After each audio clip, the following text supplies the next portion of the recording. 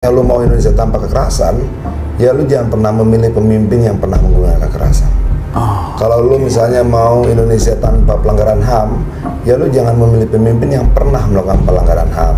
Kalau lu misalnya mau Indonesia yang tidak diskriminatif, ya lu jangan memilih pemimpin yang pernah melakukan diskriminasi atas nama apapun, atas nama warna kulit, ras, etnis, identitas dan sebagainya.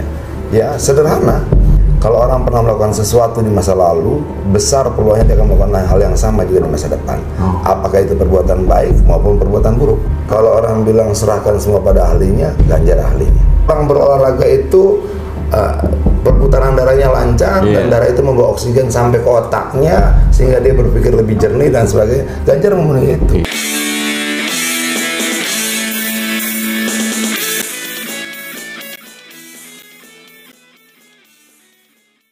Kesadaran rakyat bahwa mereka berharap tentang negara yang lebih baik.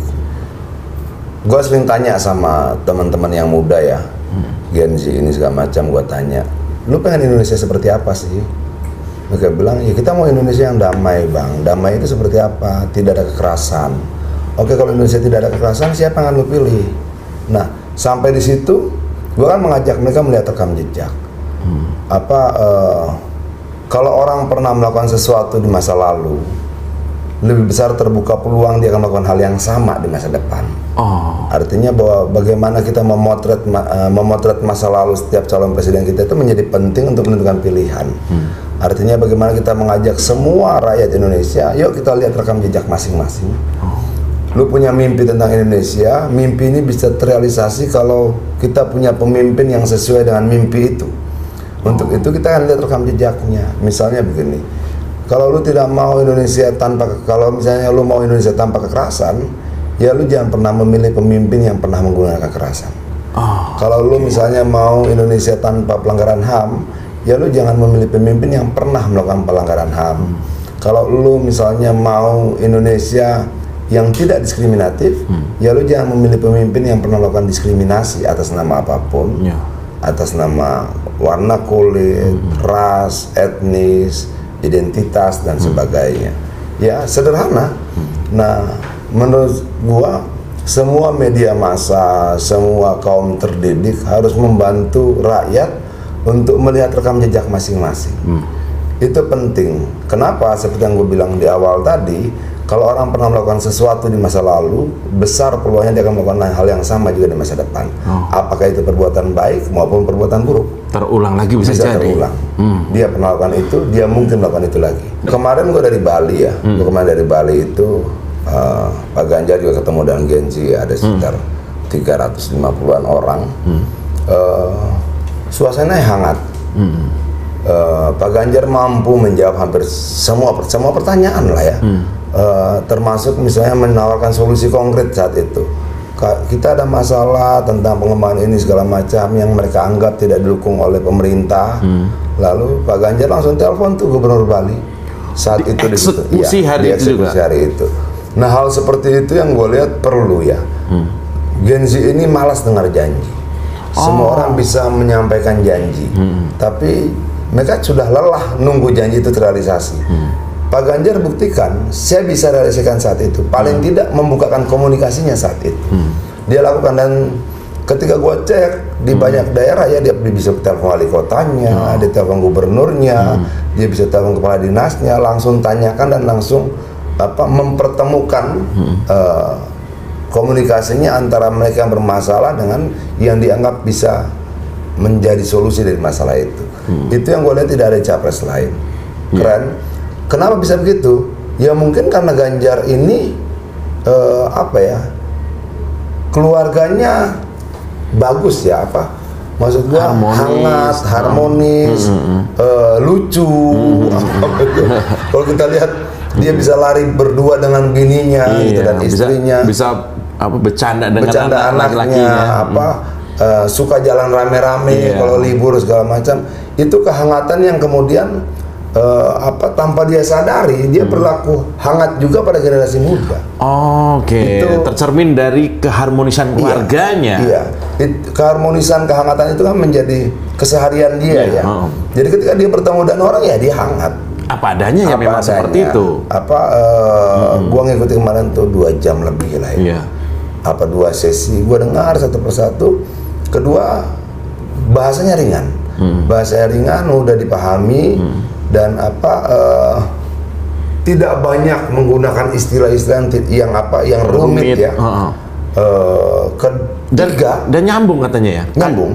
Nyambung materi obrolan tuh nyambung ya. Nyambung, dan yang ketiga itu dia tidak membuat suasana itu tegang. Oh, relax. Iya. Gua hitung kemarin itu dalam 2 jam itu yang ketawa bareng-bareng, tepuk tangan itu belasan kali, puluhan kali lah ya. Tidak berkesan sangat intelektual, enggak. Kadang-kala kan menggunakan banyak istilah-istilah asing ini membuat kita semakin berjarak. Pak Ganjar tidak mau mempertontonkan itu. Dia berpikir bahwa komunikasi itu harus memudahkan pemahaman, sehingga dia lebih suka pakai bahasa yang merakyat. Joknya segar. Ketika kemudian ada satu orang Gen Z perempuan bilang kita tidak pernah dilirik oleh pemerintah, lalu Ganjar dengan refleks itu dia langsung lirik begini gitu loh. Itu joke ya? Iya. Jadi cair banget suasana ya? Dia berbicara dengan mulutnya, dia berbicara dengan matanya, dia berbicara dengan gerak tubuhnya, dan semuanya itu mendukung pernyataan-pernyataan dia sehingga sangat mudah dipahami. Artinya mata, mulut, sama tangan tidak bertentangan lah. Satu gerak, satu langkah gerak, ya. Gampang dipahami. Yang banyak membaca tentang dan cari tahu ya tentang Bu Atiko tuh bini gua, bos, istri gua. Istri gua tuh bercerita begini. Bu Atiko tuh pernah ke Jepang ikut lomba maraton. Ke Jepang lomba maraton? Iya, dan gua berpikir bahwa baik Ganjar maupun istrinya bukan penonton olahraga, pelaku. Ada yang doyan nonton pertandingannya tapi tidak pernah bertanding. Suka menonton olahraga tapi bukan pelaku olahraga.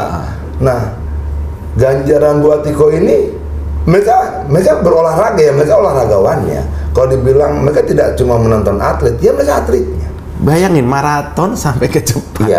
Ke Jepang hanya untuk ikut maraton itu tadi ya. Artinya bahwa begitu tingginya lah nilai olahraga di mata keluarga mereka ya. Lalu bini gue cerita, "Pap, tahu nggak? Dia tuh bisa lari maraton 40 km." Gila. Ini Bu Atiko? Iya. Bini gue tuh ngikuti betul cerita itu.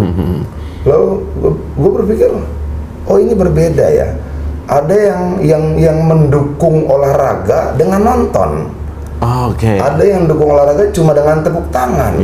Tapi dia tidak merasakan keringat itu, dia tidak merasakan penatnya, lalu dan sebagainya.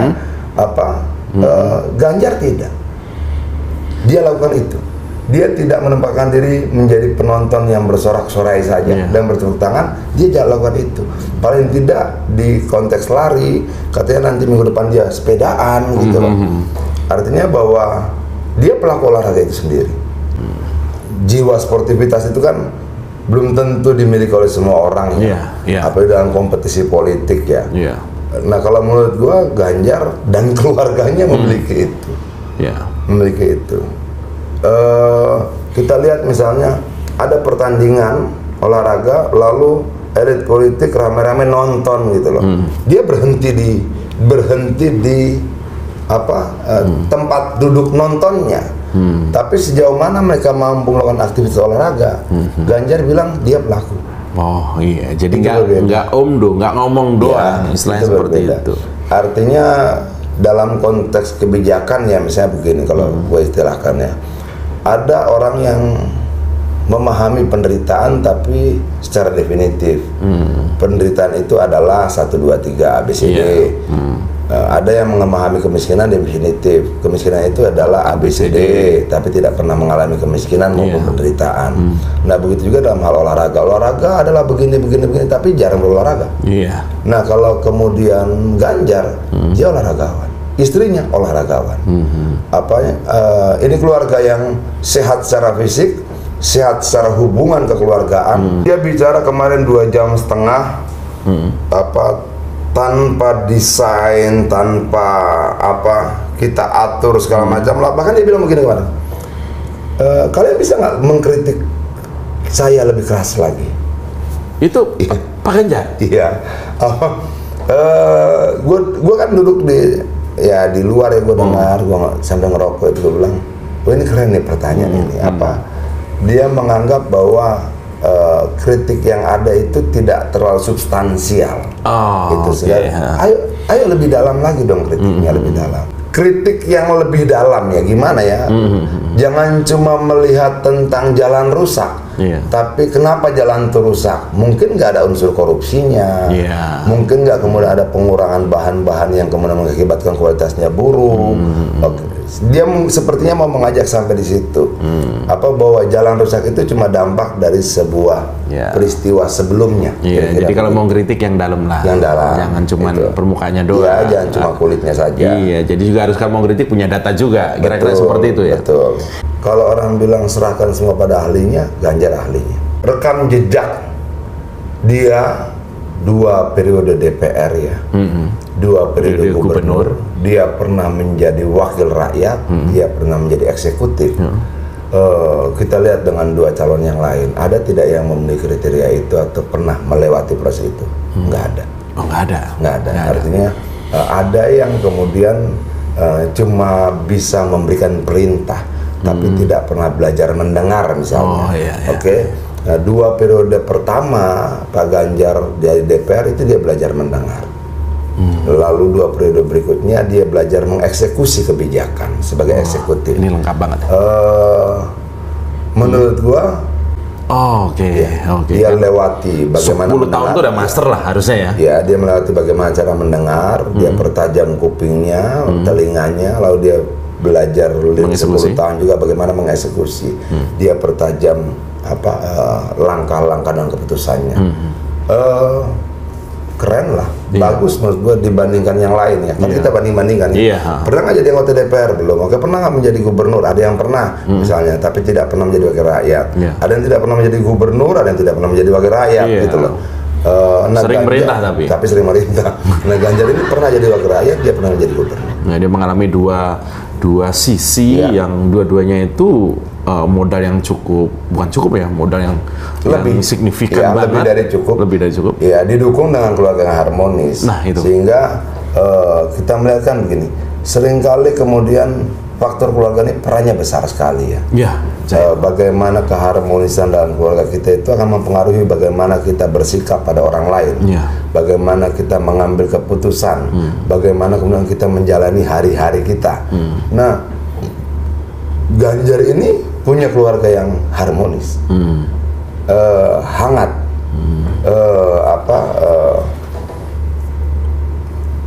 demokratis ya, tidak kaku. Ya, menurut gua keluarga ideal bagi keinginan sebagian besar generasi saat ini tuh kayak begini. Keluarga misalnya 30-40 tahun yang lalu, 50 tahun yang lalu dan sekarang kan berbeda ya. Keluarga Ganjar ini sangat demokratis. Bisa jadi teladan gitu ya. Anak-anak muda sekarang bisa nyontoh. Gue pengen nih keluarga kayak begini. Kayak gini gitu, nih ya. Kalau gue berkeluarga, gue pengen seperti ini nih. Itu jadi inspirasi. Ya. Jadi Ganjar bukan hanya Ganjarnya, tapi bahkan keluarganya itu saja sudah bisa jadi inspirasi ya. Banyak misalnya, gue ngeliat kalau kemudian orang melihat Ganjar ya lari pagi dengan istrinya itu banyak yang merindukan hal seperti itu. Bagaimana ya dia membaik kesibukannya misalnya. Kenapa dia pilih lari pagi? Oh, ternyata sebelum dia ngantor. Dia tidak mau mengambil jam kantornya. Sebelum dia ngantor dia lari pagi. Karena sangat pagi banget dia habis sholat subuh dan seterusnya. Ini memang kemampuan mengatur waktu baik untuk keluarga, untuk pekerjaan, apalagi sekarang Pak Ganjar sudah bakal calon. Itu memang jadi modal cukup besar. Artinya Pak Ganjar memang punya kedisiplinan yang tinggi terhadap diri dan keluarganya. Iya. Gitu kan? Apalagi lari pagi ya. Bangun pagi itu susah banget lagi. Iya, karena kalau jam 12 siang udah bukan lari pagi, lari siang. Bangun pagi untuk lari gitu loh. Itu bangun paginya aja udah effort. Iya. Udah terus lari lagi itu bagus. Keren lah menurut gua. Gua sendiri tidak punya kemampuan seperti itu. Gue juga lah. Iya. Kita tidur jam 2, bangun jam 6 agak berat. Apalagi bangun langsung lari. Yang paling enak adalah bangun langsung ngopi. Iya kan gitu. Ini benar. Ini enak banget. Nih, sedikit aja sebelum gua tenggak kopi nih. Alasan terkuat anak-anak muda kalau mau menitipkan suaranya ke Pak Ganjar apa? Alasan terkuat saat ini. Kemarin ya, Pak Ganjar itu menjawab beberapa pertanyaan itu clear. Harapan anak muda Gen Z tentang pekerjaan. Kalau kita bicara percakapan Gen Z dalam sosial media itu 70% sampai 80% ada pekerjaan. Soal pekerjaan. Oke, setelah mereka selesai sekolah bagaimana dan sebagainya. Kedua, berbicara tentang lingkungan hidup. Gen Z ini berbeda dengan generasi sebelumnya. Dia berbicara tentang lingkungan hidup, tapi tidak diumbar seperti generasi berikutnya. Begini enggak. Kalau dia berpikir, kalau saya tidak bisa menanam pohon, saya tidak akan tebang pohon. Kalau saya tidak mau tebang pohon, saya akan beli perabotan dari kayu yang mungkin second. Itu lebih berharga bagi saya daripada saya nebang pohon. Kira-kira seperti itu. Dan Ganjar memahami itu. Ganjar memahami itu. Dia paham tentang industri kreatif. Ini menjadi pilihan ya buat Gen Z sekarang, bahwa karena dunia tanpa batas, teknologi berkembang maju, segala macam kreativitas itu, dan Ganjar bisa jawab itu. Industri kreatif makanan sehari-hari Ganjar kayaknya. Iya. Dia memahami itu, dia bicara tentang itu, sama seperti Jokowi lah. Gue ingat waktu lu perdebatan tentang waktu capres ya, tentang industri kreatif antara Jokowi dan Prabowo. Jokowi paham betul tentang istilahnya waktu itu yang sekian banyak transaksi keuangannya segala macam Jokowi. Nah, Ganjar paham itu. Net bisnis waktu itu ya, kalau nggak salah ya. Ekonomi 4.0 gitu ya. Ganjar paham itu. Pak Ganjar paham, waktu itu Pak Jokowi juga paham, walaupun capres lain kedodoran nggak ngerti tentang itu. Ya memang sepertinya 2024 ke depan ini kita memang perlu capres yang nggak gaptek. Betul. Iya kan? Capres yang tidak gaptek dan bukan plagiat ya.